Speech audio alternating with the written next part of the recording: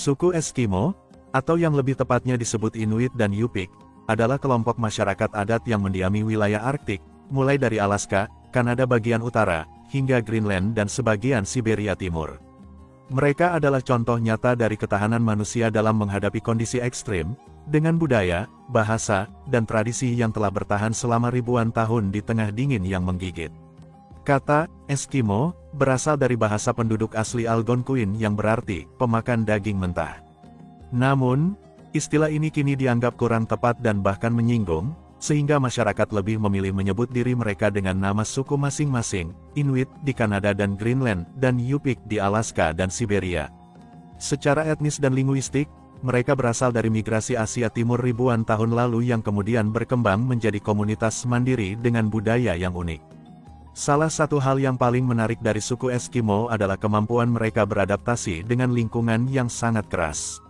Musim dingin yang panjang, suhu di bawah titik beku, dan medan es yang sulit dijelajahi menjadi bagian dari kehidupan sehari-hari. Mereka membangun tempat tinggal tradisional seperti iglo dari balok salju, dan menggunakan kayak atau umiak perahu dari kulit hewan untuk berburu di lautan. Makanan utama mereka berasal dari hasil buruan seperti anjing laut, paus, ikan, dan kadang rusa kutub. Budaya makan mereka pun menyesuaikan, konsumsi daging mentah atau setengah matang penting untuk mendapatkan vitamin dan nutrisi yang hilang akibat minimnya sayuran. Meskipun hidup terpencil, suku Eskimo memiliki budaya yang sangat kaya. Seni ukir dari tulang, gading, dan batu sabun sangat terkenal, begitu pula dengan cerita rakyat mereka yang syarat makna spiritual. Banyak dari cerita mereka mengandung pelajaran moral, dihiasi dengan tokoh roh, hewan ajaib, dan hubungan manusia dengan alam. Kepercayaan tradisional mereka bercampur antara animisme dan penghormatan terhadap roh leluhur serta hewan buruan. Namun, pengaruh agama Kristen juga masuk sejak era kolonial, menyebabkan akulturasi dalam praktik keagamaan mereka. Dalam beberapa dekade terakhir, masyarakat Inuit dan Yupik menghadapi tantangan besar akibat perubahan iklim dan globalisasi. Pemanasan global menyebabkan lapisan es mencair, mengubah pola berburu tradisional dan mengancam ekosistem Arktik. Selain itu, modernisasi membawa tantangan sosial seperti kehilangan bahasa ibu, pengangguran, hingga meningkatnya angka depresi dan ketergantungan pada alkohol di beberapa komunitas. Namun demikian, banyak inisiatif lokal yang kini mendorong pelestarian budaya, pendidikan berbasis adat, dan pengakuan hak atas tanah. Generasi muda pun mulai bangkit, menggunakan media sosial dan seni untuk memperkenalkan budaya mereka ke dunia. Suku Eskimo bukan sekadar komunitas yang hidup di tempat dingin, melainkan simbol dari ketangguhan, keterikatan dengan alam, dan kekayaan budaya yang luar biasa. Di balik salju dan badai, mereka menyimpan kisah panjang tentang keberanian, adaptasi, dan kebijaksanaan hidup yang bisa menjadi pelajaran bagi dunia modern. Dalam masyarakat tradisional Inuit dan Yupik, aktivitas unclup-unclup dipandang dengan cara yang berbeda dibandingkan norma-norma Barat modern. Kehidupan unclup-unclup mereka tidak hanya berkaitan dengan kebutuhan biologis, tetapi juga erat hubungannya dengan nilai sosial, ikatan komunitas, dan kelangsungan hidup dalam lingkungan yang keras. Secara tradisional, masyarakat Inuit dan Yupik dikenal memiliki pandangan yang relatif terbuka terhadap aktivitas unclup-unclup. Dalam lingkungan yang kecil dan terpencil, kebersamaan dan keintiman memiliki makna yang dalam, tidak selalu dibatasi oleh konsep kepemilikan dalam hubungan. Unclup-unclup dianggap sebagai bagian alami dari kehidupan dan tidak dibungkus dalam tabu yang kaku, sebagaimana terjadi di banyak budaya lain. Misalnya, dalam sejarahnya, dikenal adanya praktik pertukaran bini secara sukarela, yang sering disalahpahami oleh pengamat luar.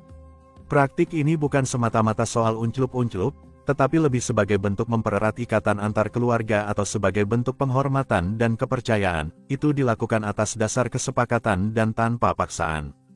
Anak-anak dan remaja di komunitas Inuit dan Yupik secara tradisional belajar tentang unclup-unclup melalui pengamatan, cerita rakyat, dan pembelajaran informal dari orang tua serta anggota komunitas. Tidak ada pendidikan unclup-unclup formal seperti di sekolah modern, namun ada pemahaman mendalam mengenai tanggung jawab, reproduksi, dan peran dalam keluarga. Pernikahan seringkali berlangsung di usia muda, sebagai bagian dari kebutuhan sosial dan ekonomi komunitas untuk memperluas jaringan kerja sama dan memperkuat struktur keluarga. Dalam pernikahan, kesetiaan dan kerja sama antara pasangan menjadi kunci, mengingat kondisi alam yang menuntut kerja tim dalam membesarkan anak dan mencari nafkah. Budaya Inuit dan Yupik menyimpan banyak fakta yang terdengar aneh dari sudut pandang dunia modern, namun sangat masuk akal dan logis jika dipahami dalam konteks lingkungan serta sejarah mereka. Orang Inuit tradisional memiliki metode unik untuk menguji ketebalan atau keamanan lapisan es, yakni dengan menjilatnya. Dengan kepekaan yang terasa, mereka bisa membedakan apakah es cukup tebal untuk dilewati atau masih berbahaya, hanya dari suhu dan rasa dingin di lidah. Banyak yang mengira ini mitos, namun faktanya, bahasa Inuit memang memiliki banyak istilah berbeda untuk menyebut jenis-jenis salju dan es, seperti konik salju yang turun dari langit, aput salju di tanah, dan pukak salju bubuk yang longgar. Hal ini mencerminkan betapa pentingnya salju dalam kehidupan dan navigasi mereka. Di beberapa komunitas Inuit, terutama di masa lampau, perempuan akan menindik pipi atau dagu mereka dengan jarum tulang sebagai bagian dari ritual kedewasaan dan perlindungan spiritual. Tanda ini juga bisa mencerminkan status sosial atau kesiapan menjadi ibu. Sebelum tidur di dalam tupik tenda kulit, orang Inuit sering membiarkan anjing-anjing mereka ikut masuk dan tidur berdekatan. Kehangatan tubuh hewan-hewan ini membantu menjaga suhu tubuh manusia saat suhu turun drastis di malam hari. Tanpa pohon atau penanda geografis yang jelas, suku Inuit menggunakan arah tiupan angin, pola awan, bayangan matahari di salju, dan bahkan bentuk tumpukan salju untuk bernavigasi di medan yang tampaknya seragam.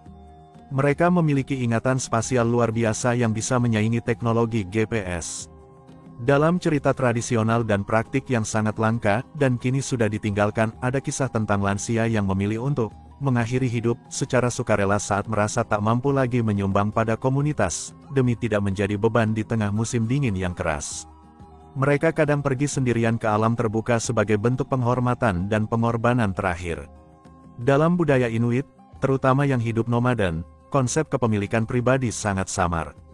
Peralatan, makanan, hingga tempat tinggal bersifat komunal. Mereka meyakini bahwa semua sumber daya alam adalah milik bersama, dan berbagi adalah bagian dari etika hidup. Sebelum adanya akses ke sabun atau antiseptik, mereka menggunakan air seni dan minyak anjing laut untuk membersihkan luka atau membunuh bakteri pada alat-alat berburu.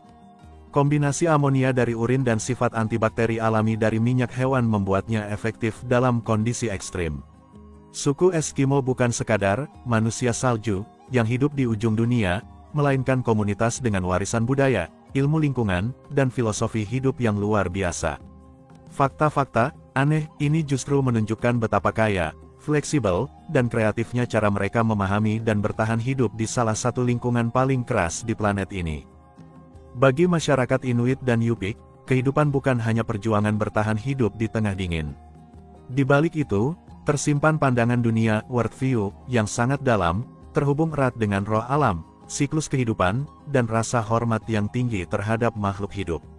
Hidup mereka dibimbing oleh prinsip-prinsip tak tertulis yang diwariskan secara lisan selama ribuan tahun. Dalam kepercayaan tradisional Inuit, hampir setiap benda di alam memiliki inua, atau roh, baik itu hewan, manusia, angin, bahkan batu. Oleh karena itu, mereka memperlakukan setiap perburuan dan aktivitas alam dengan kehormatan dan rasa tanggung jawab. Ketika seorang pemburu membunuh anjing laut, misalnya, ia akan mengucapkan terima kasih, kadang dengan menyajikan air tawar ke mulut hewan sebagai ritual pembebasan jiwa. Di kawasan Arktik, matahari bisa bersinar 24 jam sehari pada musim panas, dan hilang sama sekali di musim dingin. Hal ini membentuk hubungan unik antara masyarakat Inuit dan konsep waktu. Secara tradisional, mereka tidak mengenal pembagian waktu seperti jam 9 pagi, atau jam 3 sore. Aktivitas dilakukan berdasarkan kebutuhan dan kondisi alam, kapan hewan muncul, kapan tubuh siap, dan kapan cuaca memungkinkan. Mereka hidup mengikuti irama alam, bukan kalender buatan manusia. Tinggal di tempat yang sunyi, sepi, dan gelap selama berbulan-bulan bukanlah hal mudah secara mental. Namun, masyarakat Inuit punya strategi khusus untuk menjaga kesehatan jiwa, bercanda dan tertawa adalah bagian penting dari budaya mereka. Cerita lucu, permainan kata, dan permainan fisik menjadi sarana pelepasan stres alami. Bahkan, humor sering digunakan dalam pendidikan anak untuk mengajarkan nilai-nilai moral. Masyarakat Inuit dikenal sebagai salah satu yang paling sabar dalam membesarkan anak. Mereka hampir tidak pernah memarahi anak-anak dengan nada tinggi. Pendidikan moral dilakukan lewat cerita, permainan peran, dan dialog reflektif.